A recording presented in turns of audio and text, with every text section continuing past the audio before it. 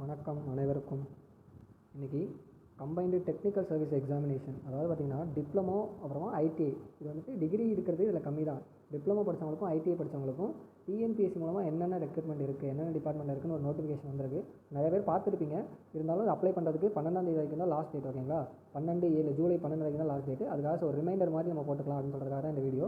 பாருங்கள், பார்த்துட்டு யார் யாருக்கு என்ன எலிஜிபிள் இருக்கோ பார்த்துட்டு அப்ளை பண்ணுங்கள். டிப்ளமோ படித்தவங்க நிறைய பேர் இந்த மாதிரி கவர்மெண்ட் எக்ஸாம் இருக்குது அப்படின்னு தெரிஞ்சு அப்ளை பண்ண வர மாட்டாங்க. ஓகேங்களா, ஸோ டிப்ளமோ ஐடிஐ அவங்களாம் வந்துட்டு கொஞ்சம் முன் வந்து அப்ளை பண்ணுங்கள். அப்ளை பண்ணி எக்ஸாம் எழுதினா தான் வேலை கிடைக்கும். ஓகேங்களா, ஸோ இந்த வீடியோ நம்ம பார்க்கலாம். பார்த்தீங்கன்னா இது combined technical service examination diploma and ITI படித்தவங்களுக்காக தான் முக்கியமாக. ஓகேங்களா, எப்போ விட்டுனாங்கன்னா ஜூன் 13ஆம் தேதி வந்துச்சு. நம்ம லேட்டாக தான் அப்டேட் பண்ணுறோம், என்னால் பார்த்துக்கோங்க. ஸோ கேண்டிடேட்ஸ் ஆன்லைன் மூலமாக மட்டும் தான் அப்ளை பண்ண முடியும். அதனால் அதை நல்லா தெளிவாக பார்த்துக்கோங்க. எப்போ வரைக்கும் அப்ளை பண்ணலாம் பார்த்தீங்கன்னா ஜூலை 12/7/2025.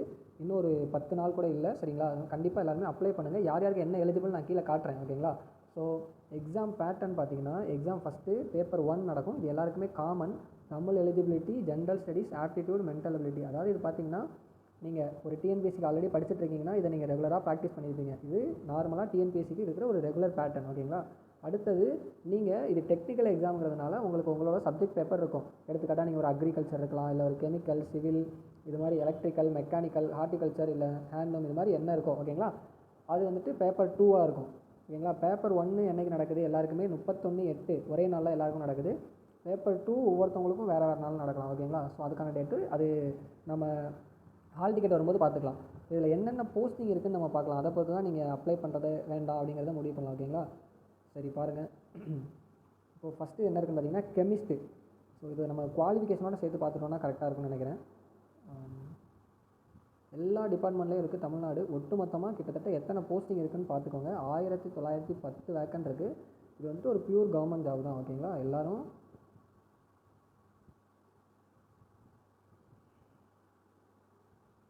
ஸோ என்ன போஸ்ட் இருக்குது, அதுக்கு என்னென்ன எலிஜிபிலிட்டி இருக்குது அப்படின்னு சொல்லி நம்ம பார்க்கலாம். ஃபஸ்ட்டு பார்த்தீங்கன்னா கெமிஸ்ட் கிரேட் 1 அப்படிங்கிறது.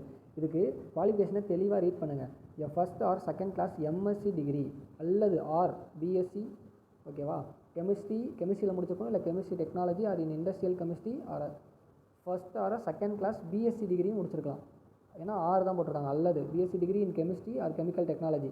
ஸோ கெமிஸ்ட்ரியில் எம்எஸ்சி ஆர் பிஎஸ்சி முடிச்சிருக்கீங்க அப்படின்னா இதுக்கு நீங்கள் எலிஜிபிள். ஓகேங்களா, ஸோ இது எல்லாமே இது வந்துட்டு எக்ஸ்பீரியன்ஸ் கேட்குறாங்க. Experience in research and pure applied chemistry R analytical chemistry period not less than 2 years. 2 வருஷத்துக்கு குறையாமல் நீங்கள் இந்த ஃபீல்டில் ஒர்க் பண்ணியிருக்கிற எக்ஸ்பீரியன்ஸ் வேணும்னு கேட்குறாங்க. ஸோ நெக்ஸ்ட்டு பாருங்கள் மைன்ஸ் சர்வேயர். இது என்னென்னு பார்த்தீங்கன்னா சர்வேயர் மேக்ஸிமம் சிவிலுக்கு தான் இருக்கும். இது நீங்கள் டிகிரி படிச்சிருந்தாலும் எலிஜிபிள், கண்டிப்பாக அப்ளை பண்ணுங்கள். டிகிரி படித்தவங்க degree in civil or mining engineering அல்லது diploma in civil or mining. Diploma civil படித்தவங்களும் அப்ளை பண்ணலாம். Mines surveyor certificate of competency, அந்த சர்டிஃபிகேட் இருக்கணும்னு சொல்கிறாங்க. ஓகேங்களா, அடுத்தது பாருங்கள் அசிஸ்டன்ட் மேனேஜர் இன் மைன்ஸ். அது பார்த்திங்கன்னா டிகிரி அல்லது டிப்ளமோ இன் மைனிங் இன்ஜினியரிங் மட்டும்தான். அடுத்து பார்த்திங்கன்னா second class mines manager certificate competency. இது ஒரு சர்டிஃபிகேட் கேட்குறாங்க. அது உங்கள்கிட்ட இருக்கணும். நீங்கள் டிப்ளமோ ஐடி முடிச்சிருந்தீங்கன்னா இல்லை தனியாக சர்டிஃபிகேட் கோர்ஸ் மாதிரி இருந்தால் அதை முடிச்சிருக்கணும். ஓகேங்களா, ஸோ அடுத்தது பாருங்கள் ஜூனியர் இன்ஜினியர். இது ஜேஇன்னு சொல்லுவாங்க, அந்த ஜூனியர் இன்ஜினியரு.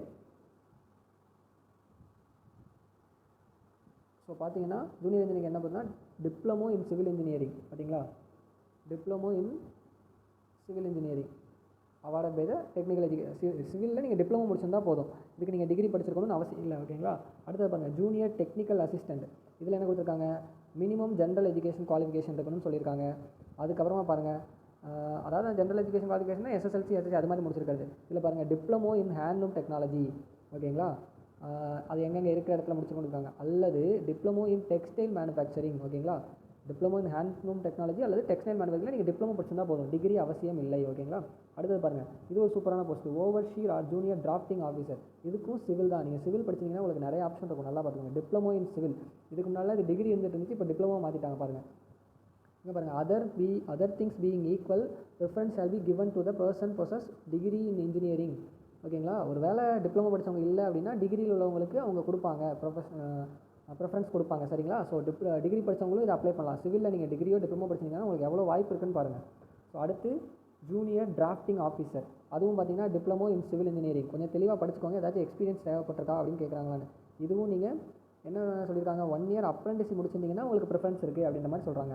அடுத்து பாருங்கள் hostel superintendent physical training officer. இது கொஞ்சம் எக்ஸ்ட்ரா தனியாக ஸ்பெஷல் குவாலிஃபிகேஷன் இருக்கணும். ஆனால் இதுக்கு மெயின் என்ன பார்த்தீங்கன்னா டிப்ளமோ இன் ஃபிசிக்கல் எஜுகேஷன். ஓகேங்களா. ஸோ இது இந்த எக்ஸ்ட்ரா நிறையா குவாலிஃபிகேஷன் இருக்குது. அது உங்கள்ட்ட இருந்தால் நீங்கள் அதுக்கு அப்ளை பண்ணலாம். அடுத்தது பாருங்கள் ஜூனியர் டிராஃப்டிங் ஆஃபீஸர் தான். இது டிப்ளமோ இன் சிவில் இன்ஜினியரிங். இது வேறு டிபார்ட்மெண்ட்லேயே இருக்கும். ஓகேங்களா. அடுத்தது பாருங்கள் சர்வேயரும் நம்ம தாலுக்கா ஆஃபீஸெல்லாம் பார்த்துருக்கீங்களா, சர்வே இருப்பாங்க, நம்ம நிலத்தில் அளக்க வருவாங்க பார்த்துருக்கீங்களா, அவங்க போஸ்ட் தான். ஸோ இதுவும் பார்த்தீங்கன்னா டிப்ளமோ இன் சிவில் இன்ஜினியரிங். இதுக்கு ஒரு வேளை அது இல்லை அப்படின்னா நீங்கள் நேஷனல் ட்ரேட் சர்டிஃபிகேட் சர்வேயருக்கான ட்ரேட் சர்டிஃபிகேட் வச்சிங்கன்னா அதை வச்சும் நீங்கள் அப்ளை பண்ணலாம். சர்டிஃபிகேட் இன் ஆர்மியில் கொடுத்த ட்ரேட் சர்வேயர் சர்டிஃபிகேட் இருந்தால் அதை வச்சும் அப்ளை பண்ணலாம். நீங்கள் டிப்ளமோ இன் சிவில் இன்ஜினியரிங் இருந்தாலே போதுமானது. அடுத்தது பாருங்கள் அசிஸ்டன்ட் ரப்பர் மேக்கர். அதுக்கு பாருங்கள் பிஎஸ்சி டிகிரி வச்சுருக்கணும். எதில் chemistry with first class. Okay, first கிளாஸில் நீங்கள் கிளியர் பண்ணியிருக்கணும். அடுத்தது இல்லைனா diploma in rubber technology or polymer technology. So diploma படிச்சிருந்தாலும் நீங்கள் அப்ளை பண்ணலாம். ஓகேங்களா. அடுத்து ஜூனியர் ட்ரைனிங் ஆஃபீஸர். இது வந்துட்டு என்னென்னு பார்த்தீங்கன்னா நம்ம வேலைவாய்ப்பு துறை இருக்கு இல்லையா, அதில் ட்ரைனிங்கான ஆஃபீஸர்ஸ், ஜூனியர் ட்ரைனிங் ஆஃபீஸர்ஸ் நிறையா போஸ்ட் இருக்குது. வேறு டிபார்ட்மெண்ட்டில் எடுக்கிறாங்க. ஸோ இது வந்து பார்த்தீங்கன்னா ஆர்கிடெக்சர். இதில் நீங்கள் ஃபஸ்ட்டு 10th முடிச்சிருக்கணும். ஓகேங்களா. அடுத்து degree in engineering or technology, அதாவது ஆர்கிடெக்சர் சிவிலில் இன்ஜினியரிங் முடிச்சிருக்கணும். ஓகேங்களா.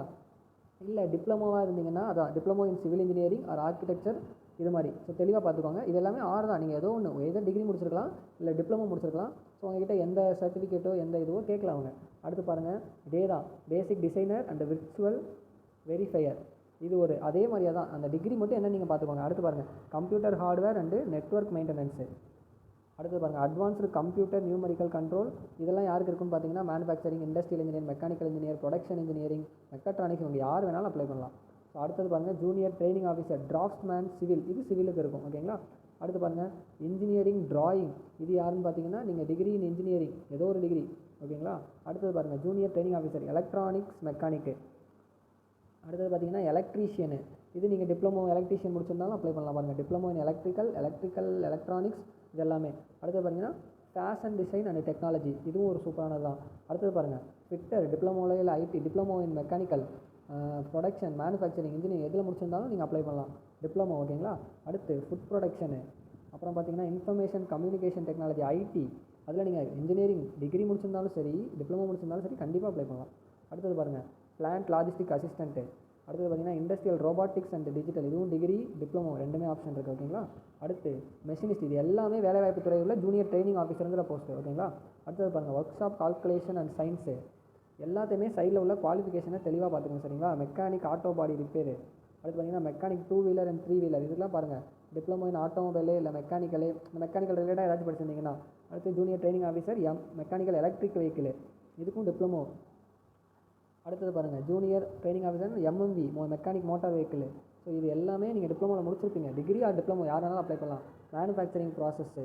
அடுத்து பார்த்தீங்கன்னா ரெஃப்ரிஜரேஷன் அண்ட் ஏர் கண்டிஷனரு. அடுத்து operator advanced machine tool machine அதை ஆப்ரேட் பண்ணுறவங்க, பம்ப் ஆப்ரேட்டர் போஸ்டிங்கு. அடுத்தது பாருங்கள் ஷிவிங் மிஷின் பார்த்தீங்கன்னா தையல் இயந்திரம். ஓகேங்களா. அது அடுத்து smartphone technician app tester. இதெல்லாமே நல்ல போஸ்டிங் கவர்மெண்ட்டில் இருக்கிறது. ஓகேங்களா. அடுத்து பாருங்கள் சோலார் டெக்னீஷியனு, சர்வேயர், இவங்க எல்லாத்தையுமே ஜூனியர் ட்ரைனிங் ஆஃபீஸராக உங்களை எடுப்பாங்க. டெக்ஸ்டைலு வரிசையாக நீங்கள் பார்த்தீங்கன்னா எல்லாமே இருக்கும். கண்டிப்பாக நீங்கள் இதில் உள்ளவங்க எவ்வளோ பேர் படிச்சுட்டு இதுக்கெலாம் அப்ளை பண்ணாமல் இருப்பீங்க. இதெல்லாம் கண்டிப்பாக அப்ளை பண்ணணும். அடுத்து பாருங்கள் டேர்னர் இருக்குது. அதுக்கு என்னென்னு பார்த்தீங்கன்னா டெக்னாலஜி மெக்கானிக்கல் தான். மெக்கானிக்கல் மேனுஃபேக்சரிங் இது எல்லாமே. அடுத்து வெல்டர் இருக்காங்க. அடுத்தது பாருங்கள் வயர்மேனு. இது என்ன இருக்குன்னு பாருங்கள் எலக்ட்ரிக்கல் அண்ட் எலக்ட்ரானிக்ஸ். அடுத்தது பார்த்தீங்கன்னா இதெல்லாம் அடுத்து வேறு டிபார்ட்மெண்ட்டில் அந்த அக்ரி டிபார்ட்மெண்ட் ஏஏஓன்னு சொல்லுவாங்க, அசிஸ்டன்ட் அக்ரிகல்ச்சர் ஆஃபீஸர். ஓகேங்களா. அது அந்த போஸ்ட்டுக்கு என்னென்னு பார்த்தீங்கன்னா பார்த்துக்கோங்க diploma in agriculture from institute. வேறு என்ன எக்ஸ்ட்ராவாக கேட்டிருக்காங்கன்னு பார்த்துக்கோங்க. அடுத்து அசிஸ்டன்ட் ஹார்டிகல்ச்சர் ஆஃபீஸர் இது. அடுத்து பாருங்கள் டெக்னிக்கல் அசிஸ்டன்ட். நல்லா பார்த்தீங்கன்னா டெக்னிக்கல் அசிஸ்டன்ட் இன் சிவில். ஓகேங்களா. Diploma in civil engineering. So நீங்கள் சிவில் படிச்சிங்கன்னா உங்களுக்கு எக்கச்சக்கமான வாய்ப்பு இருக்குங்கிறத நல்லா பார்த்து வச்சுக்கோங்க. அடுத்தது பாருங்கள் எலக்ட்ரிக்கல். இதுவும் டெக்னிக்கல் அசிஸ்டன்ட் எலக்ட்ரிக்கல் தான். Junior burner, junior foreman. இது டிப்ளமோ இன் மெக்கானிக்கல் இன்ஜினியரிங். பாருங்கள் மெக்கானிக் படித்தவங்களுக்கு ஓரளவுக்கான வாய்ப்பு இருக்குது, அதை நீங்கள் யூஸ் பண்ணிக்கணும். அடுத்து பாருங்கள் ஜூனியர் ட்ரேட்ஸ்மேன் எலக்ட்ரிக்கலு, அது எம்எம்வி, இது வெல்டரு. இது எல்லாமே பாருங்கள் மஸ்ட் பாஸ்ட் ஐடிஐ சர்டிஃபிகேட். இவங்களாம் ஐடி இருக்கிறவங்க மட்டும் தான் எழுத முடியும். ஸோ ஓகேங்களா. மற்றவங்களுக்குலாம் இந்த இதெல்லாம் வரவே முடியாது. நீங்கள் 10th முடிச்சுட்டு ஐடிஐ படிச்சிருந்தீங்கன்னா இதெல்லாம் அப்ளை பண்ணலாம். இதெல்லாம் என்ன டிஎன்எஸ்டிசியில் இருக்குது, அதாவது தமிழ்நாடு போக்குவரத்து கழகம் இருக்குங்க இல்லையா, அதில் உள்ள போஸ்டிங்கு. இந்த junior tradesman, diesel mechanic, fitter, AC mechanic, sheet metal, இது எல்லாமே ஐடி படித்தவங்க மட்டும் தான் எழுதுறது. இது ஒன்று technical assistant diploma in electrical and electronics engineering. நான் முக்கியமாக இந்த வீடியோ போட்டது எதுக்காக அப்படின்னு பார்த்தீங்கன்னா, டிப்ளமோ படித்தவங்களும் ஐடிஐ படித்தவங்களும் கவர்மெண்ட்டில் தங்களுக்கு நிறைய எக்ஸாம் இருக்குங்கிறதையே அந்தளவுக்கு நோட்டீஸ் பண்ண மாட்டாங்க. அது ரொம்ப எக்ஸ்போஷர் உள்ளவங்க தான் வந்து எழுதி வேலைக்கு போவாங்க. எல்லாருமே அப்ளை பண்ணலாம். அப்ளை பண்ணி எழுதுங்க. எக்ஸாம் எழுதி நீங்கள் அப்பியர் ஆகுங்க. இங்கே பார்த்தீங்கன்னா ஐடிஐ சர்டிஃபிகேட் வச்சுருக்கவங்களுக்கு மட்டும் தான் சில போஸ்ட்லாம் ஒதுக்கீடு. அதை வந்துட்டு டிப்ளமோ படித்தவங்களோ டிகிரி படித்தவங்களோ எடுக்க முடியாது. அதே மாதிரி டிப்ளமோக்குள்ள போஸ்டிங்க்கு டிகிரி படித்தவங்களுக்கும் சிலர் அப்ளை பண்ணுற நிறைய ஆப்ஷன் இருக்குது. ஸோ டிகிரி படித்தவங்க கவர்மெண்ட் ஜாப் வேணும்னு நினைக்கிறவங்களாம் கண்டிப்பாக அப்ளை பண்ணுங்கள். அப்ளை பண்ணுறது கடைசி நாள் எப்போ பார்த்தீங்கன்னா ஜூலை 12 வரைக்கும் தான் இருக்குது. ஸோ மறக்காமல் எல்லாருமே அப்ளை பண்ணுங்கள். இது நார்மலாக நீங்கள் டிஎன்பிஎஸ்சிக்கு எப்பவும் அப்ளை பண்ணுற மாதிரியான முறை தான். புதுசாலாம் எதுவும் கிடையாது. நீங்கள் ஒரு நெட் சென்டரில் போயிட்டு அப்ளை பண்ணுறதுக்கு உங்களுக்கு கேட்டாலே அவங்களே அப்ளை பண்ணி கொடுத்துருவாங்க. ஓகேங்களா? உங்களோட சர்டிஃபிகேட் எல்லாமே எடுத்துகிட்டு போனீங்கன்னா. ஸோ உங்களுக்கு குவாலிஃபிகேஷன் எதெல்லாம் இருக்கோ, நீங்கள் எதுக்கெல்லாம் தகுதியாக இருக்கீங்களோ அது எல்லாத்துக்குமே நீங்கள் அப்ளை பண்ணலாம். கண்டிப்பாக எல்லாருமே அப்ளை பண்ணுங்கள். ஓகேங்களா? தேங்க்யூ.